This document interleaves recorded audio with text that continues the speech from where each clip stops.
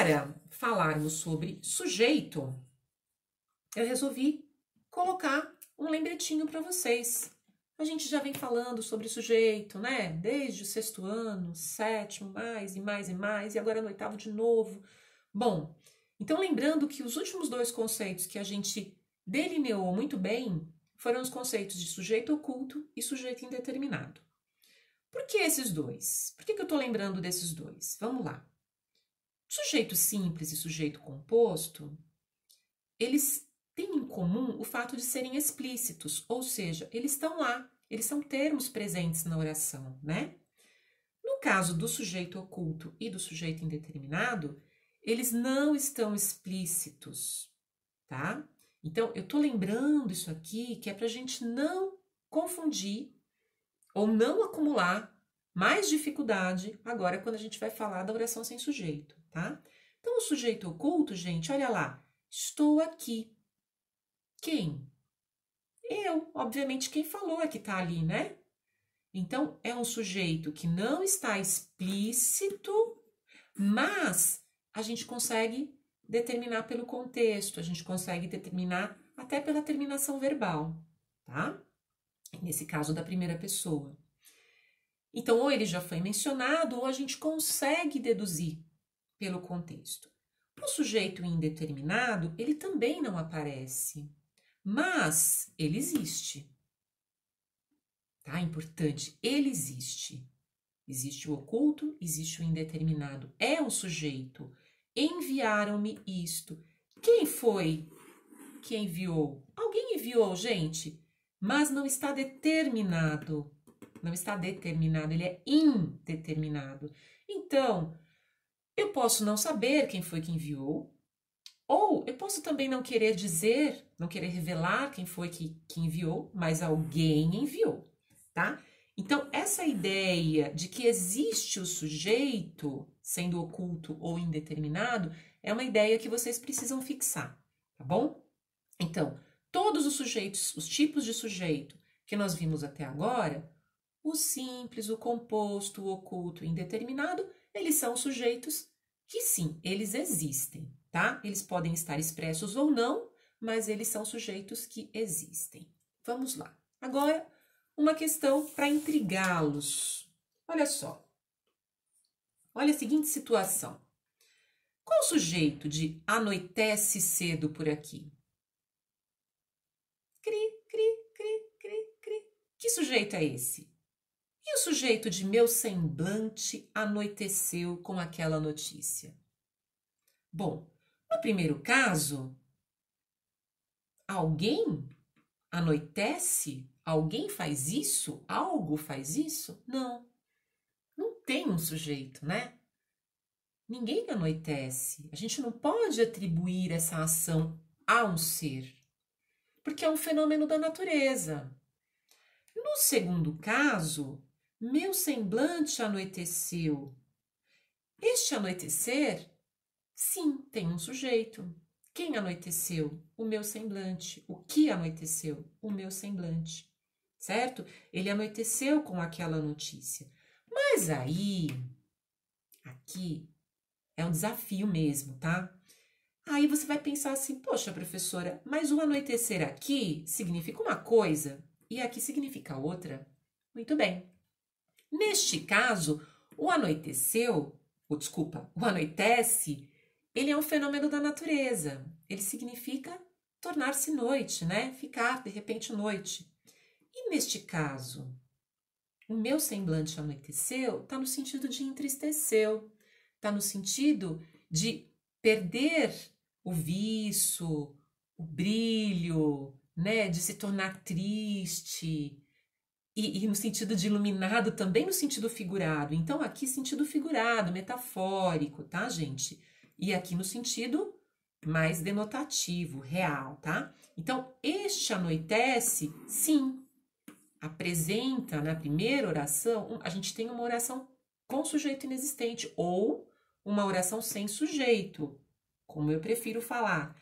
Neste caso, nós temos o anoiteceu, o mesmo verbo, anoitecer, porém, como ele está no sentido figurado, ele apresentou um sujeito, que é o meu semblante. tá bom? Isso é uma questãozinha para deixar vocês com a pulga atrás da orelha, mas eu acho que vocês vão conseguir lidar com ela muito bem, né? Tenho a minha convicção aqui de que vocês gostam de observar o contexto, de se sentir desafiados a pensar em coisas diferentes, né? Então, vamos sair um pouco da caixinha e falar, bom, quando aparece determinado contexto, pode ser que aquele verbo que eu estou acostumado tanto tempo a achar que ele é um verbo impessoal, ou seja, que tem um sujeito inexistente, ele pode, de repente, apresentar um sujeito sim, tá bom? Então, vamos lá. Estou falando já fui me adiantando, mas, afinal de contas, o que é a tal oração sem sujeito? A oração sem sujeito, gente, é a oração que utiliza um verbo impessoal, né? Apresenta um verbo impessoal e por isso ela não tem um sujeito, porque esses verbos não admitem um sujeito. Então, são verbos, isso aqui é importante, olha, verbos que vão sempre aparecer na terceira pessoa do singular, que é a pessoa correspondente ao ele, ela, né? Então, a conjugação dele é sempre na terceira pessoa. Porém, ele é um verbo impessoal, logo não vai apresentar sujeito, tá? Então, por isso, essa oração é uma oração sem sujeito, beleza? Agora eu vou falar sobre os verbos impessoais. Que verbos são esses, professora? Vamos lá. Verbos impessoais. Eles podem aparecer de 4 maneiras, né? Vamos pensar assim, sempre pensar que eu tenho os verbos impessoais como fenômenos da natureza. Então, eu posso dizer aquele lá que eu usei, né? Anoitece cedo por aqui, ou escurece cedo por aqui, é um fenômeno da natureza, né? Chove muito nessa terra, ninguém chove, gente, ó, tá na terceira pessoa do singular, né? Então, não tem um alguém, um sujeito que pratica essa ação. Trovejou a noite inteira, né? São verbos que indicam fenômenos da natureza. Então, estes verbos são impessoais. É bem tranquilo da gente entender esses verbos, né? E aí vão aparecer mais 3 tipos, tá? O próximo tipo é o verbo haver, quando apresenta o sentido de existir. Por exemplo, havia muita gente acessando o Moodle esta manhã, tá? Havia muitos alunos naquela sala. Percebe que o verbo continuou havia no singular, na terceira pessoa, independente de serem muitas pessoas, independente de serem aquele, né, muita gente, ou muitos alunos, ou havia muitos amigos na minha festa. Percebam que independente da gente ter um plural na sequência, ele permanece no singular. Por quê? Porque ele não tem sujeito. O que vem na sequência não é sujeito, é um objeto. Isso a gente já vai analisar um pouquinho mais para frente, tá? Mas para você entender que o haver, então, quando traz essa ideia, esse sentido de existir, ele é também um verbo impessoal, tá bem? Vamos tomando nota. E agora, mais dois tipos, né? Os verbos fazer, haver, olha o haver aqui de novo, ir, quando indicam tempo decorrido. Vamos lá, como é que é assim, tempo decorrido? Faz meses que não o vejo. Fazer, faz, terceira pessoa do singular. Estão percebendo? Sempre na terceira pessoa do singular. Há dias espero notícias de vocês. Há dias. De novo, o verbo haver, terceira pessoa do singular. E aqui, dando a ideia de tempo, o tempo decorrido. No anterior, era no sentido de existir, tá?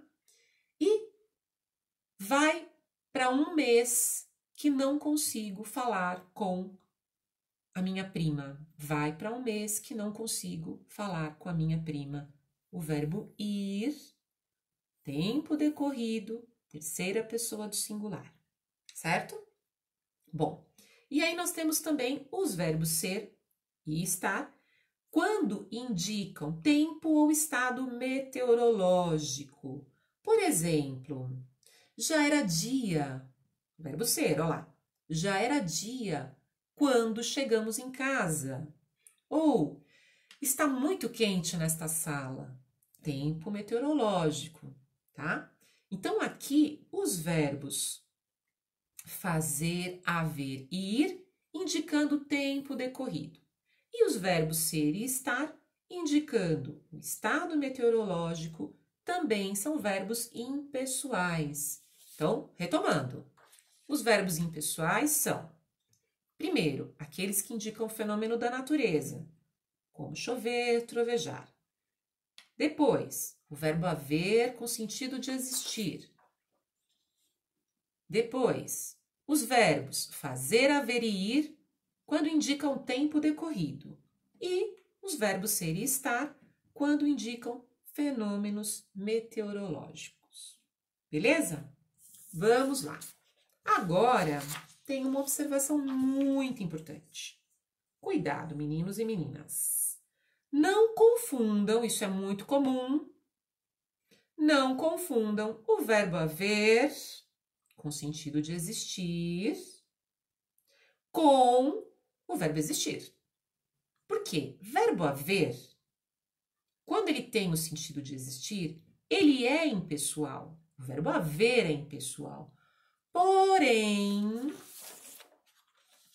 o verbo existir não é impessoal. Então, por favor, não confundam o verbo haver, porque ele tem o sentido de existir, com o verbo existir. O verbo existir não é impessoal. Ele tem sujeito sim. Olha só, coloquei essas duas frases para vocês analisarem. Havia duas árvores. Havia duas árvores. Olha só, o verbo haver na terceira pessoa do singular e o objeto direto desse verbo, que é um verbo transitivo direto, duas árvores, certo? Aqui existiam duas árvores. Duas árvores existiam. Duas árvores é o sujeito do verbo existir, porque ele é um verbo pessoal. Ele apresenta sujeito sim, tá bem? Então, esta aula vai se encerrar por aqui. É a primeira parte. Eu espero que vocês tenham conseguido entender. Muita atenção para não confundir o verbo existir, que não é impessoal, com o verbo haver, que é impessoal, tá bem?